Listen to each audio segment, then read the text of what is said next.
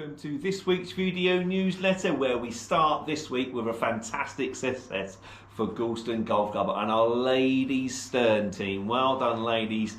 They managed to win the cup for the first time in 13 years down at Woodbridge on Sunday against Halesworth. It was a very, very tight match. I think we lost the morning session, but then we rallied in the afternoon and won the afternoon session to leave the scores at 3-all. So we needed a playoff to win it, and it was very, very dramatic by all accounts. Unfortunately, I couldn't make it down there. My wife wasn't too keen on taking a trip to Woodbridge, but on my day off. But yeah, well done, ladies. It was a fantastic playoff.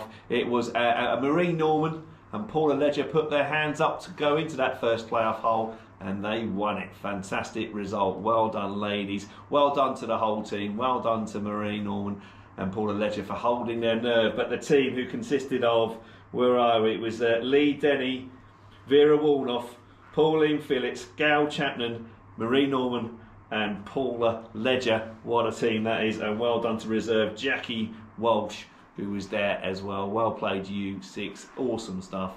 First win for 13 years.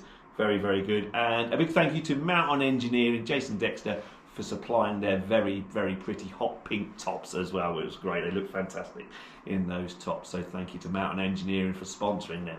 Right, okay, next on we'll go to other golf club news, and we'll go back to last Wednesday's ladies Autumn Scratch Cup and Handicap Bowl, where it was Gail Chapman. Well done, Gail. She won both the Scratch Cup and the Handicap Bowl. She won the gross with a 91 and she won the Handicap Bowl with a 68. So well done, Gail Chapman, who won both competitions there. In Division 2, Diane Stone won with a net 80. And it's just two divisions that week. So well done to Gail Chapman, who won the Scratch Cup and Handicap Bowl. Going to Sunday now, we had the men's...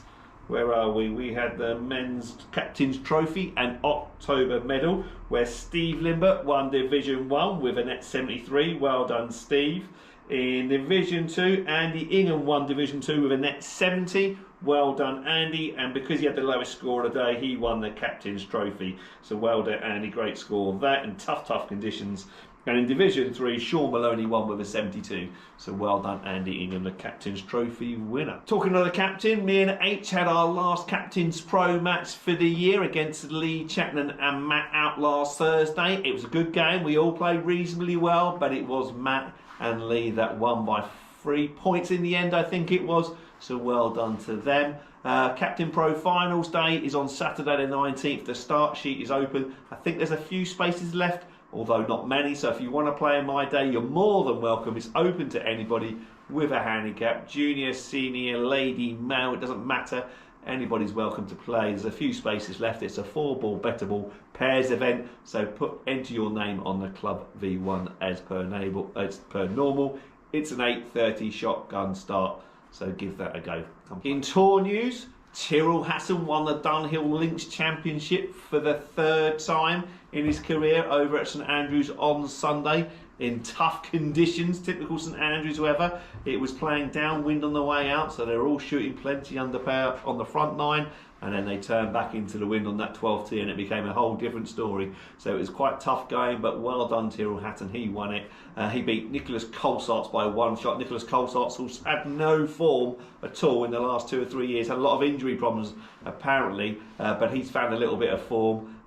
He's actually talking about retiring because he's done a bit of commentary recently. He's quite good in the commentary box, so he was talking about retiring, but whether that happens now after his 2nd place, who knows. But yeah, it was Tyrrell Hatton who won the Dunhill Links Championship over at St Andrews. Okay, so we're outside for this week's tip of the week. We're going to do some chipping, so it's always best to do it outside. The greens have been top dressed this week, so they're not looking at their best, but it's one of those necessary evils. It gives them a new lease of life. So within a couple of weeks, all the sand on the greens would have washed in, and basically what it is, hollow tiling them to decompact the greens, and then sanding them over to fill all the holes. Sand and seed will obviously help all the grass grow as they've done before. Yeah, it's annoying, but unfortunately it's one of those things. Has to be done 2 or 3 times a year, but that's why our greens were so good up until last week, weren't they? They were fantastic. Right, okay, so on to chipping. So a couple of mistakes I see when people are chipping is, number one, people get too steep. They try and lever their left hand too much and end up doing that, and digging into the ground, fatting the ball a little bit. Just try and feel like you keep your hands nice and relaxed. We don't want to be leading with the left hand too much and doing that, and that's when we get the leading edge into the ground, and that's when we hit the ground first and fat it. Yeah, okay, so we want to try and keep our hands nice and relaxed, nice and soft, nice and loose. Don't be scared to let them go a little bit as well. It's okay to let the wrist go a fraction. Obviously we don't want to be too wristy that we're flicking the ball up in the air, but don't be scared to keep the hands and arms nice and relaxed and let the wrists go a little bit like that. Okay, we just want to bruise the turf, we want to brush the ground. When I'm chipping, I try and keep my club nice and shallow to the ground. Yeah, really kind of trying to keep it nice and low to the ground. I'm not lifting it up or chopping it or anything like that. I'm going to try and keep it nice and shallow, hands nice and soft, and that helps me give that nice contact. Again, I play around with ball position. I can have it back for a low one, I can have it forward for the high one. The further forward though, it becomes more difficult because then I'm catching it on the upswing and I'm more likely to thin it over the back. If I go too far back, I can create a steep stroke, which then almost fats it a little bit and it goes too far. But I will change it up if I feel that's necessary. So I'm going to keep my hands nice and relaxed, ball in the middle, and just try and hit this 20 yards or so. And that she pops nicely up into the hole. Let me do it again. You can see that. Hands and arms are nice and loose. There was a slight release in the golf club. I'm not trying to keep it dead straight. Hands and arms nice and relaxed, nice and shallow. And even on that soft ground there, I've not hit it very well, to be honest. I did catch the ground a little bit early, but because I've used the bounce well, because I kept it nice and shallow, and I didn't dig the leading edge, it's actually still rolled up there. Okay, not quite as close as the first one, but I used the bounce well there. The first one went to about 3 foot, that one's about 8 foot away, so it's not too bad. If I'd have really fatted it, then it would have just landed in front of me. Let's try and do a better one this time. That's a better strike, and that's up there again to within 3 foot. Okay, so don't be scared. Keep those hands and arms nice and loose, nice and soft.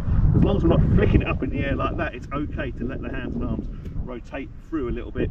We don't want to be doing that, leading with the shaft and then digging the leading edge into the ground, and that's when we start duffing it just in front of us. Okay, right, so give that a go. Let us know how you get on. If you want any short game lessons, come and let me and Ollie know. Bunkers, chipping lessons, you know where we are. Right, that's everything for this week. Thanks very much for watching, and I look forward to seeing you all soon. Take care. Bye-bye.